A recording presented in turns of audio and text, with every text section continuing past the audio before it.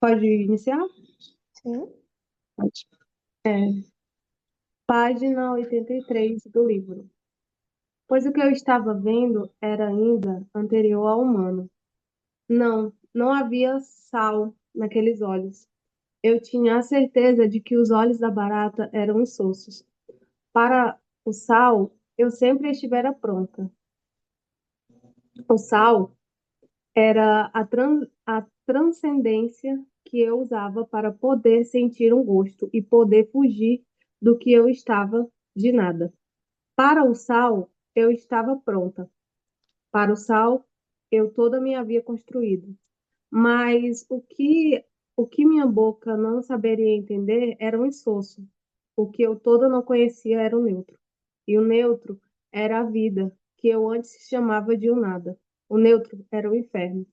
O sol caminhara um pouco e fixara-se em minhas costas. Também ao sol estava a barata bipartida.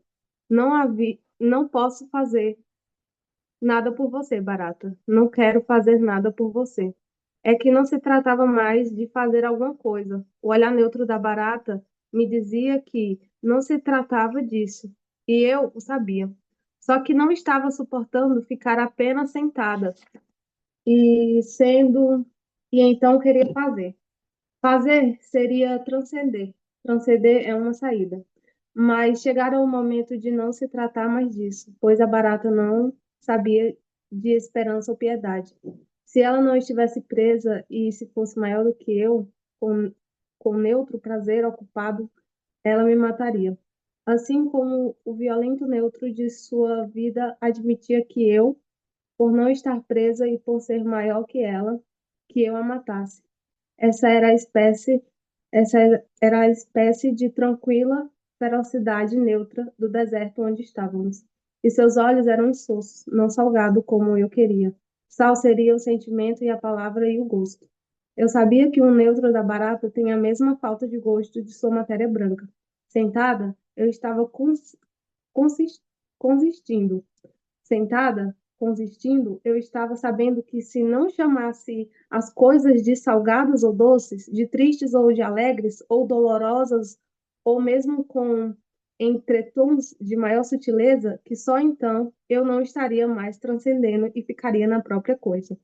Essa coisa, cujo nome desconheço, era essa coisa que, olhando a barata, eu já estava conseguindo chamar sem nome. Era-me nojento o contato com essa coisa, sem qualidades nem atributos. Era repugnante a coisa viva que não tem nome, nem gosto, nem cheiro. Insipidez. O gosto agora não passava de um travo, o meu próprio travo. Por um instante, então, senti uma espécie de abalada felicidade por todo o corpo, um horrível mal-estar feliz em que as pernas me pareciam sumir, como sempre em que eram tocadas as raízes de minha identidade desconhecida.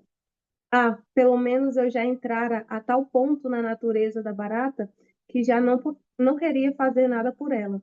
Estava me libertando de minha moralidade. E isso era uma catástrofe, sem fragor e sem tragédia. A moralidade.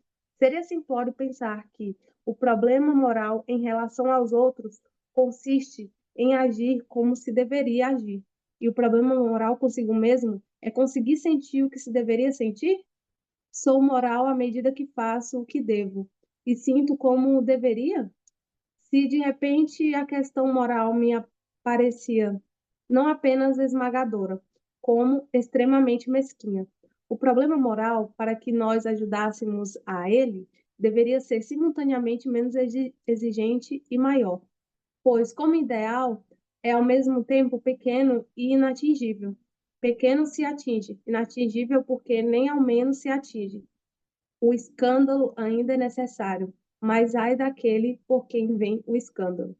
Era no Novo Testamento que estava dito? A solução tinha que ser encontrar, ou tinha que ser secreta, a ética da moral e mantê-la em segredo. A liberdade é um segredo. Embora eu saiba que, mesmo em segredo, a liberdade não resolve a culpa, mas é preciso ser maior que a culpa. A minha ínfima parte divina é maior que a minha culpa humana. O Deus é maior que minha culpa essencial. Então prefiro Deus à minha culpa, não para me desculpar e para fugir, mas porque a culpa me amesquinha. Eu já não queria fazer nada pela barata. Estava me libertando de minha moralidade. Embora isso me desse medo, curiosidade e fascínio, e muito medo. Não vou fazer nada para ti. Também eu ando de rojo. Não vou fazer nada por ti porque não sei mais o sentido do amor como antes eu pensava que sabia. Também do que eu pensava sobre o amor. Também disso estou me despedindo. Já quase não sei mais o que é. Já não me lembro. Talvez eu ache um outro nome, tão mais cruel e princípio e tão mais ele mesmo. Ou talvez não ache. Amor é quando não se dá nome à identidade das coisas? Mas agora sei de algo horrível. Sei o que é precisar, precisar, precisar. E é um precisar novo, num plano que só posso chamar de neutro e terrível. É um precisar sem nenhuma piedade, pelo meu precisar e sem piedade, pelo precisar da barata. Estava sentada, quieta, suando, exatamente como agora, e vejo que há alguma coisa mais séria e mais fatal e mais núcleo do que tudo que eu estava do que eu costumava chamar por nomes. Eu que chamava de amor a minha esperança de amor. Mas agora é nesta atualidade neutra da natureza e da barata e do sono vivo do meu corpo que eu quero saber o amor. E quero saber se a esperança era uma contemporização com o impossível, ou se era um adiamento do que é possível já, e que eu só não tenho por medo. Quero um tempo presente que não tem promessa, que está sendo. Este é o núcleo do que eu quero e temo. Este é o núcleo que eu jamais quis. A barata me tocava toda com seu olhar negro, facetado, brilhante e neutro. E agora eu começava a deixá-la me tocar. Na verdade, eu havia lutado a vida toda contra o profundo desejo de me deixar ser tocada. E havia lutado porque não tinha podido me permitir a morte daquilo a que eu chamava de minha bondade, a morte da bondade humana. Mas agora eu não queria mais lutar contra. Tinha que existir uma bondade tal outra que não se com- que não se pareceria com bondade. Eu não queria mais lutar. Com nojo, com desespero, com coragem, eu cedia.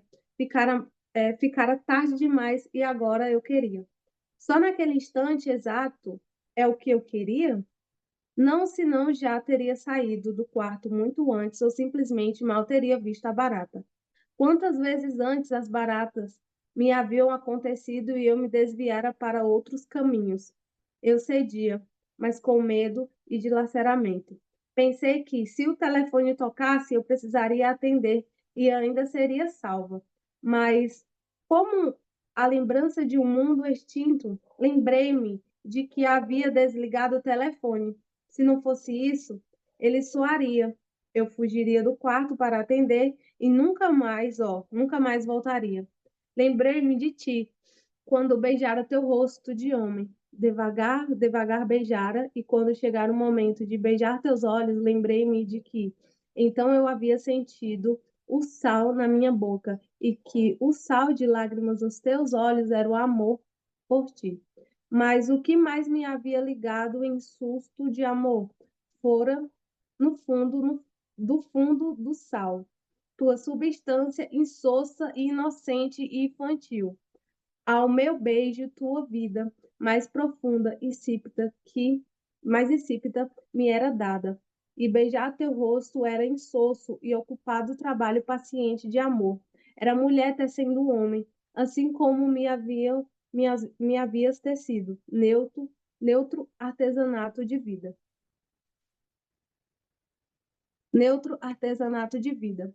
Através de um dia eu ter beijado o resíduo insípido que há no sal da lágrima, então a infamiliaridade do quarto tornou-se reconhecível como matéria já vivida.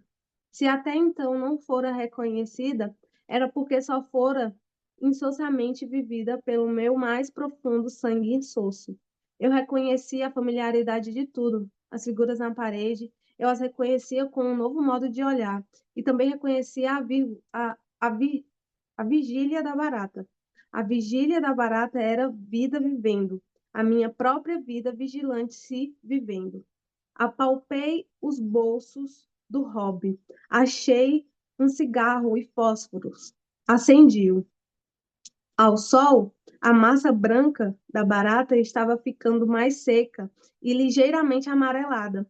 Isso me informava que se passara mais tempo do que eu imaginara. Uma nuvem cobriu o sol por um instante e, de repente, eu via o mesmo quarto sem sol. Não escuro, mas apenas sem luz. Então percebi que o quarto existia por si mesmo, que ele não era o calor do sol, ele também podia ser frio e tranquilo como a lua. Ao imaginar a sua possível noite enluarada, respirei profundamente, como se entrasse num açude calmo. Embora eu também soubesse que a lua fria também não seria o quarto era em si mesmo, era a alta monotonia de uma eternidade que respira. Isso me amedrontava. O mundo só não me amedrontaria se eu passasse a ser o mundo. Se eu for o mundo, não terei medo. Se a gente é o mundo, a gente é movido por um delicado radar que guia. Quando a nuvem passou, o sol no quarto ficou ainda mais claro e branco. De vez em quando, por um leve átimo, a barata mexia as antenas. Seus olhos continuavam monotamente a me olhar. Os dois ovários neutros e férteis. Neles eu reconhecia meus dois anônimos ovários neutros. E eu não queria. Ah, como eu não queria. Eu havia desligado o telefone, mas poderiam talvez tocar a campainha da porta e eu estaria livre. A blusa que eu tinha comprado, eles haviam dito que mandariam, e então tocariam a campainha. Não, não tocariam. Eu seria obrigada a continuar, a reconhecer e reconhecia na barata o insosso da vez em que eu estivera grávida. Lembrei-me de mim mesma andando pelas ruas ao saber que faria o aborto. Doutor, eu, eu que de filho só reconhecia e só conheceria que ia fazer um aborto. Mas eu pelo menos estava conhecendo a gravidez. Pelas ruas, sentia dentro de mim um filho que ainda não se mexia, enquanto parava olhando as vitrines e os manequins de cera sorridente. E quando entraram no restaurante e comeram os poros de um filho, devoravam como uma boca de peixe à espera. Quando eu caminhava, eu carregava. Durante as intermináveis horas em que andara pelas ruas resolvendo sobre o aborto, que no entanto já estava resolvido com o senhor doutor, durante essas horas meus olhos também deviam estar insosso. Na rua, eu também não passava de milhares de cílios de protozoários neutros batendo.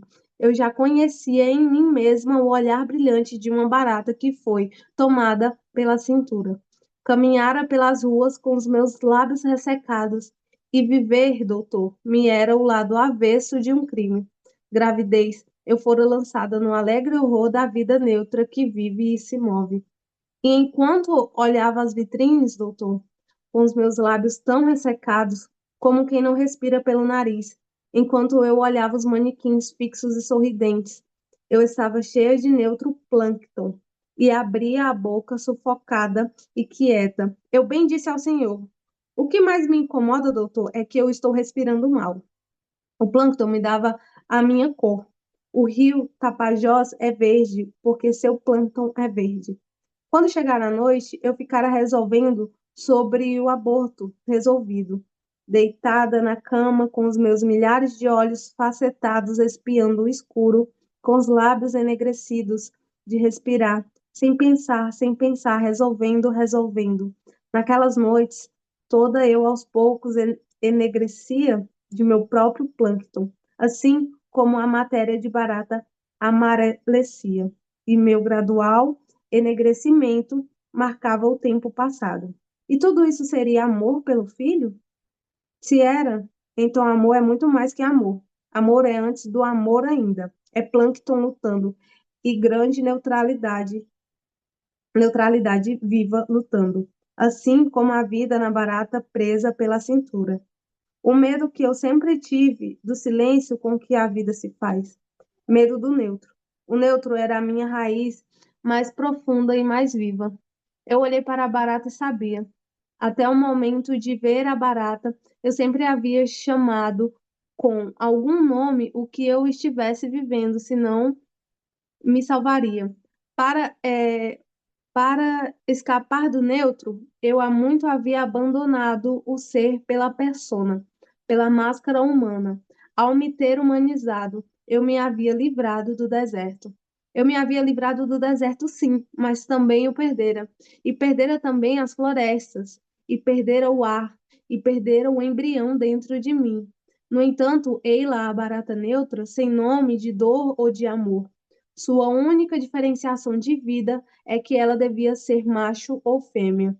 Eu só pensara como fêmea, pois o que é esmagado pela cintura é fêmea.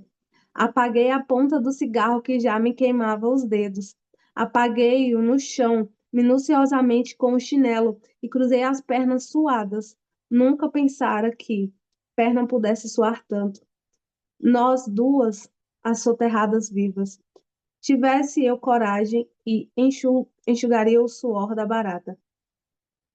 Sentiria ela em si algo equivalente daquilo que meu olhar via nela? Até que ponto ela se aproveitava a si mesma e aproveitava do que era? Pelo menos, de algum modo indireto, saberia ela que andava de rojo? Ou andar de rojo não é uma coisa que a gente mesmo saiba que está fazendo? Que sabia eu daquilo que obviamente viam em mim? Como saberia se eu andava ou não com a barriga encostada na poeira do chão? A verdade não tem testemunha? Ser é não saber? Se a pessoa não olha e não vê, mesmo assim a verdade existe? A verdade que não se transmite nem para quem vê. Este é o segredo de se ser uma pessoa? Se eu quiser, mesmo agora, depois de tudo passado, ainda posso me impedir de ter visto. E então nunca saberei da verdade pela qual estou tentando passar de novo. Ainda depende de mim. Eu olhando o quarto seco e branco, de onde só via areias e areias da derrocada, umas cobrindo as outras. O minarete onde eu estava era de ouro duro. Eu estava no duro ouro que não recebe. E eu estava precisando ser recebida. Eu estava com medo. Mãe, matei uma vida e não há braços que me recebam agora. E na hora do nosso deserto, amém.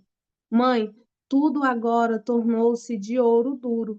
Interrompi uma coisa organizada, mãe, e isso é pior que matar. Isso me fez entrar por uma brecha que me mostrou pior que a morte, que me mostrou a vida grossa e neutra, amarelecendo. A barata está viva e o olho dela é fertilizante. Estou com medo da minha rouquidão, mãe. É que minha rouquidão de muda já era a rouquidão de quem está fruindo de um inferno manso. A rouquidão de quem está tendo prazer.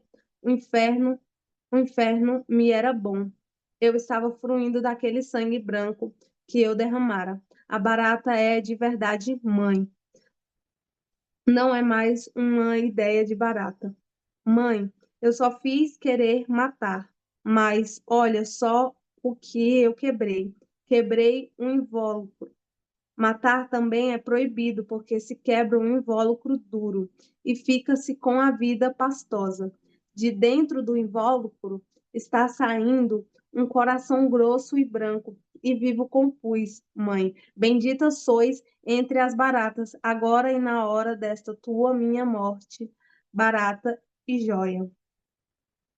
Como se ter dito a palavra mãe tivesse libertado em mim mesma uma parte grossa e branca, a vibração intensa do oratório de súbito parou, e o minarete emudeceu.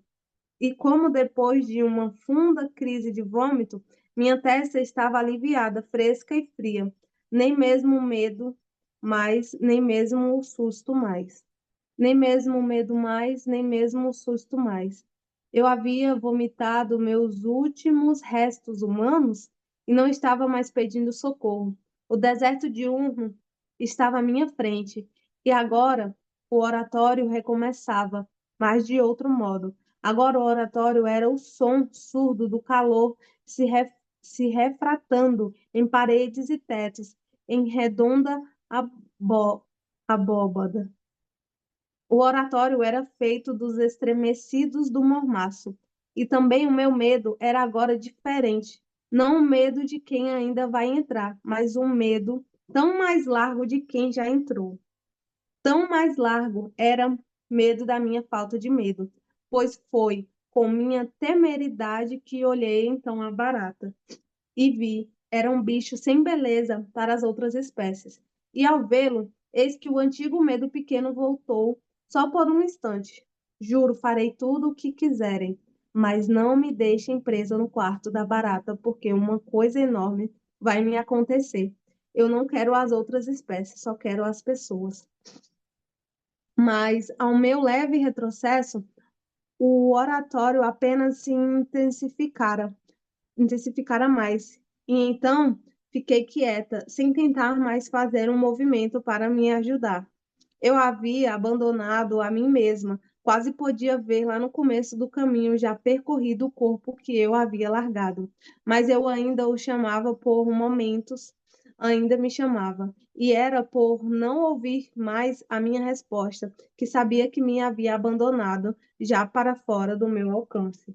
Sim, a barata era um bicho sem beleza para as outras espécies. A boca, se ela tivesse dentes, seriam dentes grandes, quadrados e amarelos. Como odeio a luz do sol que revela tudo, revela até o possível. Com a ponta do hobby, enxuguei a testa, sem desfitar os olhos da barata. E meus próprios olhos também tinham as mesmas pestanas. Mas os teus ninguém toca, imunda. Só outra barata quereria esta barata. E a mim? Quem me quereria hoje? Quem já ficara tão mudo quanto eu? Quem, como eu, estava chamando o medo de amor, e querer de amor, e precisar de amor? Quem, como eu, sabia que nunca havia mudado de forma desde o tempo em que me havia desenhado na pedra de uma caverna, e ao lado de um homem e de um cachorro? De agora em diante, eu poderia chamar qualquer coisa pelo nome que eu inventasse. No quarto seco se podia, pois qualquer nome serviria, já que nenhum serviria. Dentro dos sons secos da abóbada, tudo podia ser chamado de qualquer coisa, porque qualquer coisa se transmutaria na mesma mudez vibrante. A natureza muito maior da barata fazia com que qualquer coisa ali entrando, nome ou pessoa, perdesse a falsa transcendência. Tanto que eu via apenas e exatamente o vômito branco de seu corpo. Eu só via fatos e coisas. Sabia que estava no irredutível, embora ignorasse qual é o irredutível. Mas também sabia que a ignorância da lei do irredutível não me excusava. Eu não podia mais me excusar alegando que não conhecia a lei, pois conhecer-se e conhecer o mundo é a lei que, mesmo inalcançável, não pode ser infringida, e ninguém pode excusar-se dizendo que não a conhece. Pior, a barata e eu não estávamos diante de uma lei a que devíamos obediência.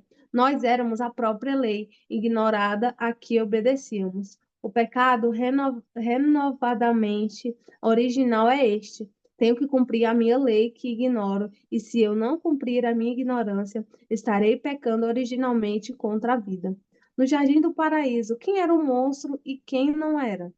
Entre as casas e apartamentos e nos espaços elevados entre os edifícios altos, nesse jardim suspenso, quem é e quem não é? Até que ponto vou suportar, nem ao menos saber o que me olha? A barata crua me olha e sua lei vê a minha. Eu sentia que ia saber. Não me abandones nesta hora. Não me deixes tomar sozinha essa decisão já tomada. Tive, sim, tive ainda o desejo de me refugiar na minha própria fragilidade e no argumento astucioso, embora verdadeiro, de que meus ombros eram os de uma mulher, fracos e finos. Sempre que eu havia precisado, me excusara com o argumento de ser mulher, mas eu bem sabia que não é só mulher que tem medo de ver, qualquer um tem medo de ver o que é Deus. Eu tinha medo da face de Deus, tinha medo da minha nudez final na parede. A beleza, aquela nova ausência de beleza que nada tinha daquilo que eu antes costumava chamar de beleza, me horrorizava. Dá-me a tua mão, porque não sei mais do que estou do que estou falando. Acho que inventei tudo, nada disso existiu.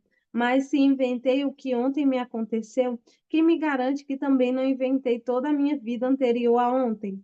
Dá-me a tua mão, dá-me a tua mão. Continuo?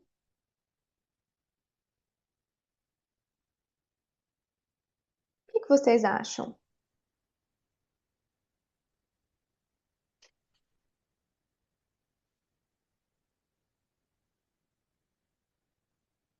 Só tem Eu, mais a- duas. eu ia falar que para continuar, e se quiserem, eu posso continuar a leitura para não cansar tanto quem tá lendo, né? De ficar falando.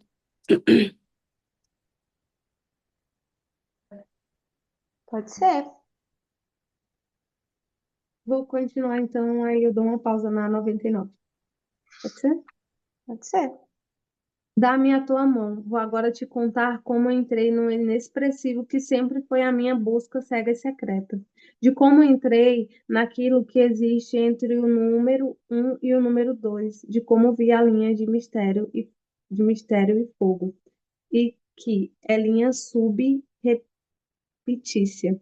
Entre duas notas de música existe uma nota, entre dois fatos existe um fato, entre dois grãos de areia, por mais juntos que estejam, existe um intervalo de espaço, existe um sentir que é entre o sentir, nos interstícios da matéria primordial. Esta está a linha de mistério e fogo, que é a respiração do mundo, e a respiração contínua do mundo é aquilo que ouvimos e chamamos de silêncio. Não era usado como instrumento nenhum de meus atributos que eu estava agindo, o misterioso fogo manso daquilo que é um plasma. Foi exatamente tirando de mim todos os atributos e indo apenas com minhas estranhas entranhas vivas. Para ter chegado a isso, eu abandonava a minha organização humana para entrar nessa coisa monstruosa que é a minha neutralidade viva. Sei, é ruim segurar a minha mão, é ruim ficar sem ar nessa mina desabada para onde eu te trouxe sem piedade por ti, mas por piedade por mim. Mas juro que te tirarei ainda vivo daqui, nem que eu minta o que meus olhos viram. Eu te salvarei deste terror, onde, por enquanto, eu te preciso. Que piedade agora por ti a quem me agarrarei. Não me agarrei. Desde me inocentemente a mão, e porque eu assegurava é que tive coragem de me afundar. Mas não procures entender-me, fazer-me apenas companhia. Sei que tua mão me largaria se soubesse. Como te compensar? Pelo menos também usa-me pelo menos como túnel escuro. E quando atravessares minha escuridão, te encontrarás do outro lado contigo. Não te encontrarás comigo, talvez, não sei se atravessarei, mas contigo.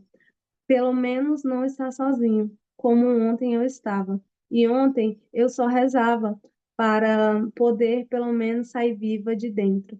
E não apenas viva, como estava apenas viva aquela barata primariamente monstruosa, mas organizadamente viva como uma pessoa. A identidade que é a primeira inerência, era isso que eu estava cedendo? Era nisso que eu havia entrado? A identidade me é proibida, eu sei, mas vou me arriscar porque confio na minha covardia futura. E será a minha covardia essencial que me reorganizará de novo em pessoa. Não só através de minha covardia, mas me reorganizarei através do ritual com o que já nasci. Assim como no neutro do sêmen está inerente o ritual da vida. A identidade me é proibida, mas meu amor é tão grande que não resistirei à minha vontade de entrar no tecido misterioso, nesse plasma de onde talvez eu nunca mais possa sair. Minha crença, porém, também é tão profunda que se eu não puder sair, eu sei, mesmo na minha nova realidade, o plasma do Deus estará na minha vida. Ah, mas ao mesmo tempo, como posso desejar que meu coração veja, se meu corpo é tão fraco que não posso encarar o sol sem que meus olhos fisicamente chorem? Como poderia eu impedir que meu coração resplandecesse em lágrimas fisicamente orgânicas se em nudez eu sentisse a identidade, o Deus? Meu coração que se cobria com mil mantos. A grande realidade neutra do que eu estava vivendo me ultrapassava na sua extrema objetividade. Eu me sentia incapaz de ser tão real quanto a realidade que estava me alcançando. Estaria eu começando em contorções a ser tão nuamente real quanto o que eu via? No entanto, toda essa realidade eu a vivia com um sentimento de realidade na realidade. Estaria eu vivendo não a verdade, mas o mito da verdade? Toda vez em que vivi a verdade foi através de uma impressão de sonho inelutável. O sonho inelutável é a minha verdade. Estou tentando te dizer de como cheguei ao neutro e ao inexpressivo de mim. Não sei se estou entendendo o que falo. Estou sentindo, e receio muito sentir, pois sentir é apenas um dos estilos de ser. No entanto, atravessarei o mormaço estupefato que se incha do nada e terei que entender o neutro com o sentir. O neutro. Estou falando do elemento vital que liga as coisas. Oh, não receio que não compreendas, mas que eu me compreenda mal. Se eu não me compreender, morrerei daquilo de que, no entanto, vivo. Deixa agora eu te dizer o mais assustador. Eu estava sendo levada pelo demoníaco, pois o inexpressivo é diabólico. Se a pessoa não estiver comprometida com a presença, vive o demoníaco. Se a pessoa tiver coragem de largar os sentimentos, descobre a ampla vida de um silêncio extremamente ocupado, o mesmo que existe na barata, o mesmo nos astros, o mesmo em si próprio. O demoníaco é antes do humano. E se a pessoa vê essa atualidade, ela se queima como se visse o Deus. A vida pré-humana divina é uma atualidade que queima.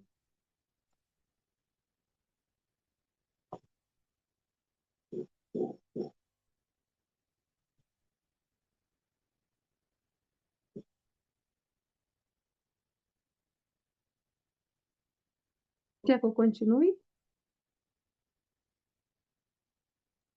Eu acho que a gente poderia fazer uma pausa. Perfeito.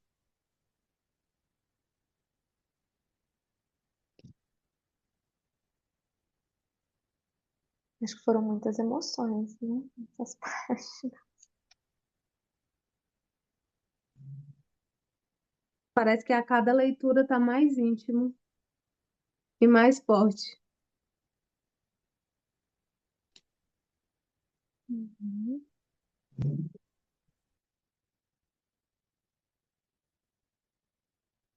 Eu fiquei pensando muito, assim, já tem alguns encontros que eu fico muito encucada com essa coisa dela ficar tão impactada com essa morte da barata, assim, né? E aí eu acho que na leitura de hoje, quando ela fala sobre essa questão do aborto, aí eu acho que é talvez essa relação, assim, de talvez ter sido uma situação traumática E aí essa morte, por mais que seja a morte de uma barata, impacte ela a voltar naquilo, assim, né? Porque eu acho que fica bem forte, assim, ela fala sobre isso, né? E aí um trecho específico que me marcou também, que eu marquei aqui, é esse aqui. Eu só pensara como fêmea, pois o que é esmagado pela cintura é fêmea. E aí eu lembrei de um trecho daquela série Fleabag, que eu acho que é na primeira temporada, que a Fleabag senta do lado de uma mulher, assim, no bar, e elas começam a conversar, e aí ela fala, depois eu vou tentar achar o trechinho e coloco lá no grupo, mas ela fala, assim, que as mulheres, elas nascem com dor, assim, elas nascem sentindo dor. E em toda essa questão, né, do útero, e enfim, e que as mulheres nascem com uma guerra interna. E aí ela faz uma associação de que os homens têm que criar guerras e outras coisas, enfim. Mas eu acho que principalmente esse trecho de ter uma guerra interna, de nascer com a dor, essa parte me lembrou.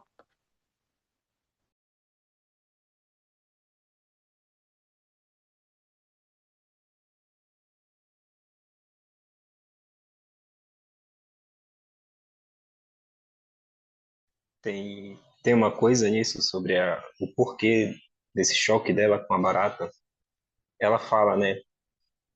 Outras baratas já passaram por ela e ela já passou por outras baratas, mas foi essa barata que fez ela cair nesse inferno de si mesma. Então acho que ela já vai entendendo que não é tanto sobre a barata em si. Eu acho que essa ligação que tu fez agora faz muito sentido. Muito bonito isso, porque me fez pensar na vida, assim, né?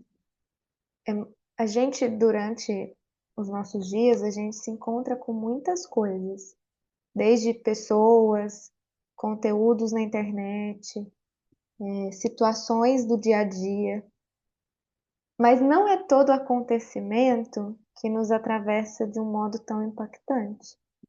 São certas pessoas, são certos encontros, são certas situações, falas, palavras que chega na gente de um jeito diferente, assim, né?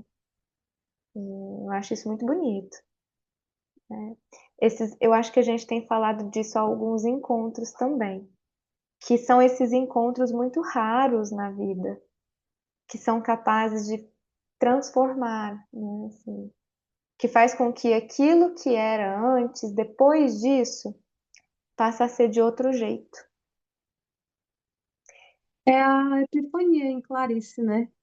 Quando ela encontra algo e aí ela tem essa epifania, na verdade não é só um grande acontecimento, nem precisa ser um grande acontecimento, como por exemplo aqui é a morte de uma barata, mas é nesse acontecimento que ela descobre uma verdade sobre o mundo e sobre ela.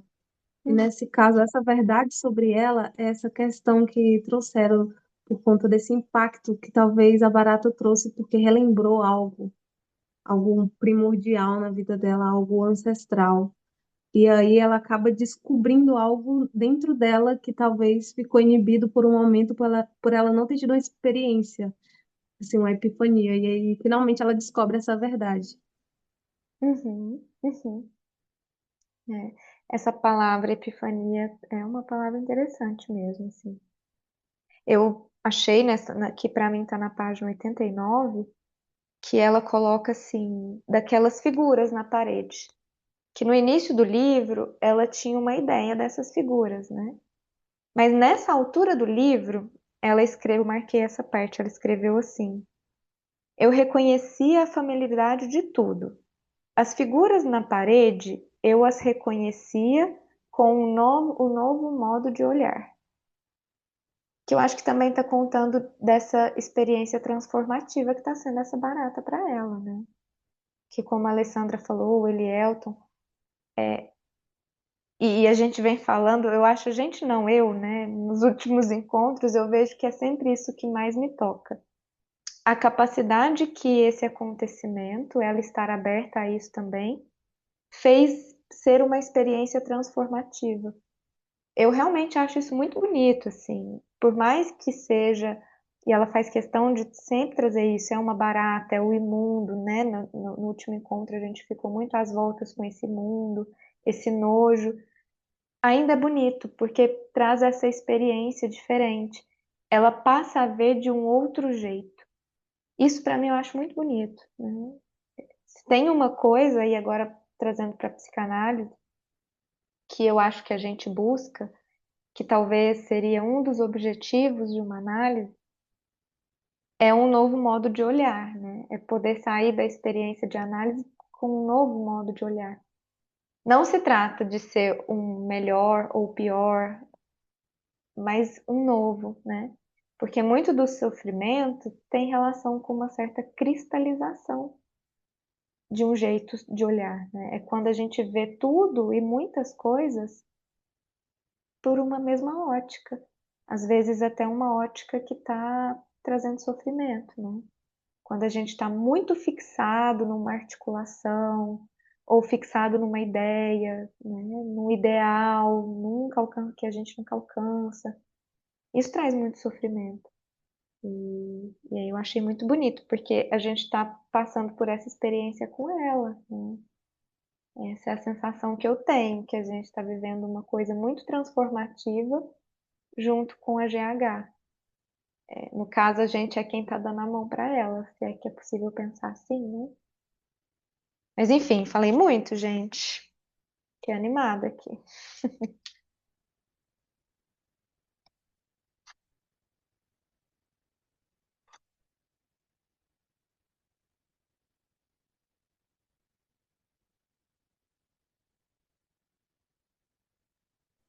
Eu fiquei pensando nisso que você falou, e assim, às vezes a gente espera que aconteça um grande evento, né, na nossa vida, para que a gente passe a olhar coisas de uma outra forma, passe a significar de uma outra forma. E às vezes a gente, quantas vezes a gente já se pegou falando, né, não, eu vou esperar acontecer tal coisa, porque aí quando eu alcançar tal coisa, quando eu fizer tal coisa, eu vou conseguir fazer aquilo outro, né? E eu acho que o, o legal da vida, assim, é que a gente encontra esses novos significados quando ela está acontecendo normalmente, assim, quando a gente está distraído, né? Quando a gente está olhando para o lado, né? Assim, e eu acho que isso a Clarice mostra isso, né? Assim, acho que não só nesse livro, mas enfim, acho que a GH vai contando um pouco disso, né? E a gente não tem controle, né? De quando vem, né? E uma coisa que me pega muito é ali na página 85, que ela fala, a liberdade é um segredo. E aí logo embaixo ela fala, a liberdade não resolve a culpa, mas é preciso ser maior que a culpa. E aí eu fico pensando o quanto de culpa há nas nossas tentativas de liberdade, seja qual liberdade for, seja a liberdade de sair de casa, da casa dos pais, seja a liberdade de acabar um casamento, seja a liberdade de ir morar fora do país, sei lá, né? O quanto de culpa a gente carrega por almejar essa liberdade, né? E eu acho que é muito sincero quando ela fala, né? Que é preciso que essa liberdade seja maior que a culpa, porque muitas vezes a culpa paralisa, né? Não é comum a gente pensar, né? Nossa, mas eu tenho tal coisa, meus pais não tiveram isso que eu tenho, né? Acho que ouço algumas coisas assim nesse sentido, já ouvi, né? Então, essa parte do a liberdade é um segredo, ela me pega, assim, desse lugar. Né? E aí eu acho que ela vai começando a falar do amor, né? Que é o amor, que é isso, que ela tá dando outro significado porque ela achou que seria amor, né? Acho que ela começa a pensar aí nessa questão, assim. Achei muito bonito quando ela fala do aborto, né? O que que significou isso para ela, né? Onde remeteu, né, a Barata.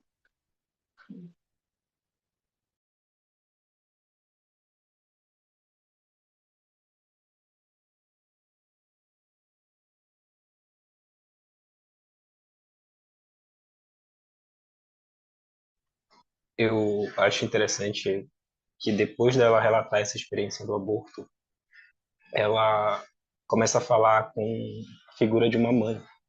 E aí é essa figura da mãe que vai libertar ela. Ela fala, né? Como se ter dito a palavra mãe tivesse tirado esse medo de mim. E eu não sei se vocês conhecem, ela tem um conto chamado Menino a Bico de Pena. Eu acho que vocês encontram ele em Felicidade Clandestina e certamente vocês encontram ele em A Descoberta do Mundo. É um é um dos contos favoritos meus dela. E ele é na perspectiva de uma criança, de um bebê que está nessa relação com a mãe. Só que a princípio não se percebe que é isso que se trata. Eu acho que só fui perceber isso, na verdade, sei lá, na segunda vez que eu li esse conto. E tem um trecho que ele fala assim: mãe é dos pontos, não morrer. E quando eu li essa parte, toda vez que eu li essa parte do GH, é esse trecho que me vem na mente, de como ela se ancora nessa figura materna para ela poder alcançar essa liberdade dela. E que vem logo depois da experiência de aborto dela.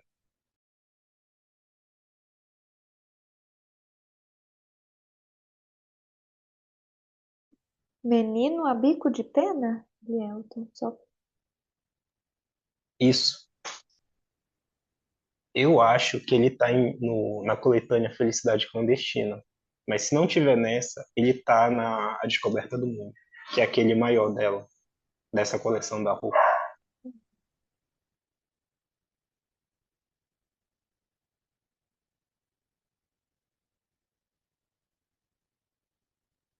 Inclusive, Ele tá, falando.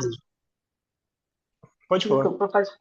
Não, ele tá no Felicidade Clandestina que eu fui olhar no Todos os Pontos e ele tá no Felicidade Clandestina.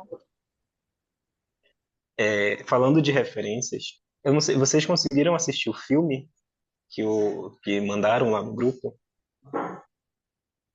Gente, vocês têm que assistir a parte que ela se depara com a barata.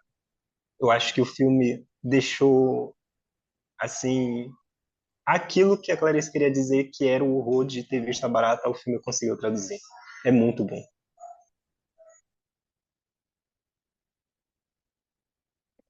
Eu me lembrei de um conto, mas é aquele Perdoando Deus, que ela tá contando de uma experiência que ela tá muito feliz andando pelas ruas e aí de repente o que ela se depara é com um rato. Eu achei muito semelhante também essa experiência do susto, do horror. E aí ela fica muito brava, né? Porque aquele rato fez perder toda a magia que ela estava tendo no dia dela. E ela fica muito. É por isso o título, né? Perdoando Deus. Ela fica brava com Deus, assim. Que ela vai entendendo a ambiguidade, né? Dessa vida que pode ser bonita, mas também é feia, mas também assusta. Hum. Esse conto eu não sei aonde tá. Se depois alguém puder. Você consegue ver aí, Camila? Perdoando Deus? Não tá nesse livro, É não? no Felicidade Clandestina também, eu achei aqui. Uhum. Uhum. É,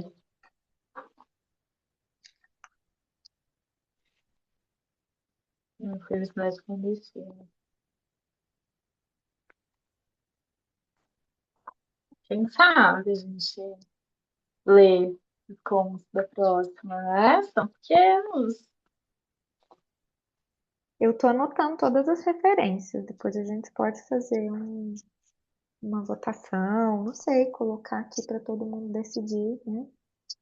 Tem um que eu Eu queria acho indicar, que é realmente o meu favorito dela, que é O Relatório da Coisa. Esse eu amo esse conto dela. que tá no Inclusive, Onde Estive de Noite. Inclusive, eu acho que ele tem um pouco a ver com a forma como ela escreve A Paixão segundo GH.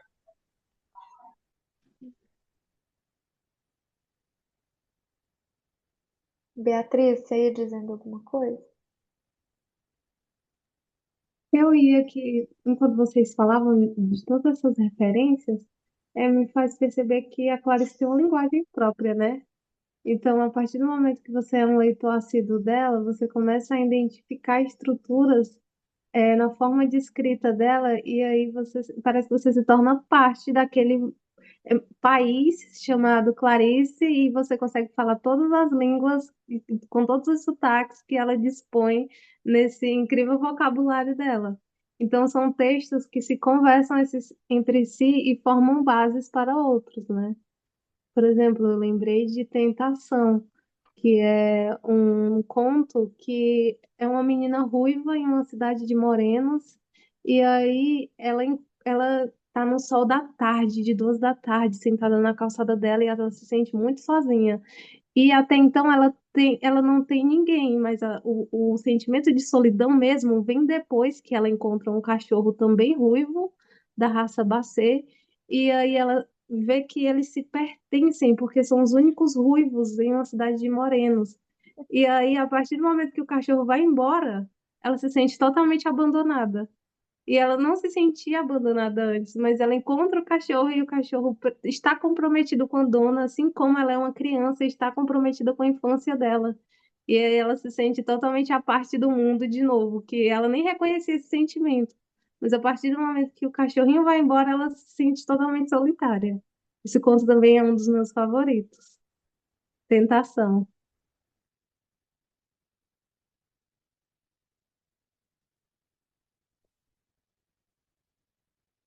Isso que a Beatriz falou agora me lembrou muito do livro da Ana Sui, né? Do A gente mirando o amor e acertando a solidão. No que ela fala sobre essa questão de que a falta só existe porque existe o encontro, né? Uhum.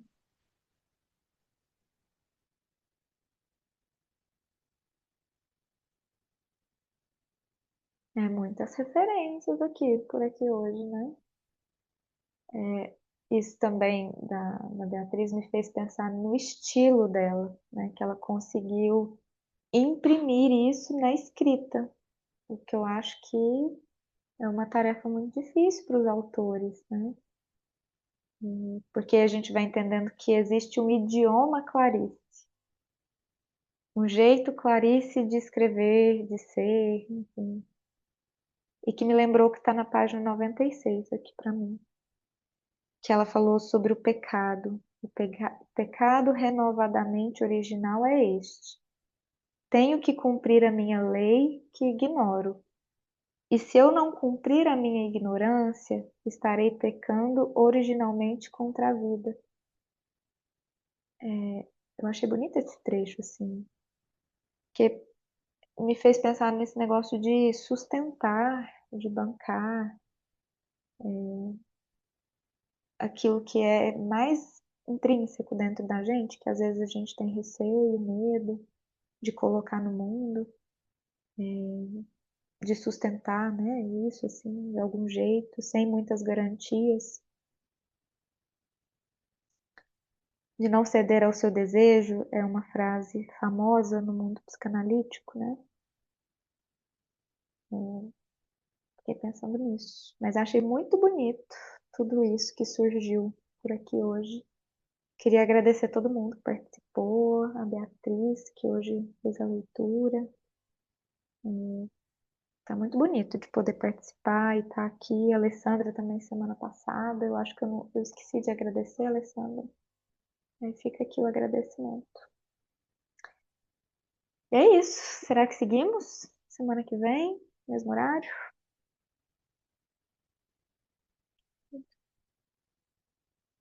Até lá. Boa semana pra Tchau, vocês. pessoal. Até segunda. Tchau. Tchau, pessoal.